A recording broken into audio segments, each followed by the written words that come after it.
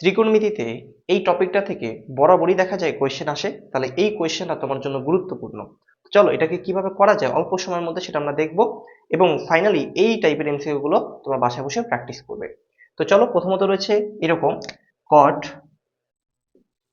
Theta minus 30 degree, এরপর রয়েছে এখানে √3।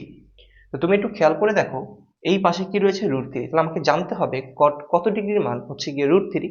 তো আমরা, তোমার যদি একটা বক্স রয়েছে তোমাদের বইয়ে, ওই বক্সটা দেখো, তাহলে হচ্ছে গিয়ে মনে করবা এখানে কট কত ডিগ্রি মান √3 হবে, কট 30 ডিগ্রি, কট 30 ডিগ্রি, ফাইন।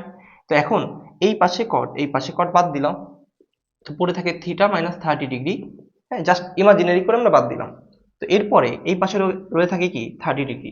তো এখন এইটাকে মাইনাস আছে, ওই পাশে নিলে কি হবে, প্লাস হবে। তো 30 ডিগ্রি প্লাস 30 ডিগ্রি, তো আমরা দেখতে পাচ্ছি এখানে হবে 60 ডিগ্রি। তো আমাকে বলেছে ট্যান থিটা এর মান বের করতে।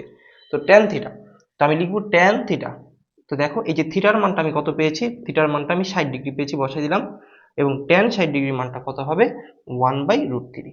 1/√3, তুমি যদি ক্যালকুলেটর ক্লিক করো চলে আসবে। তো ফাইনালি আমাদের অ্যান্সার হচ্ছে খ নম্বর, 1/√3। তো এরকম ধারাবাহিকভাবে আমাদের এমসিকিউ গুলো আসবে, আমাদের ফলো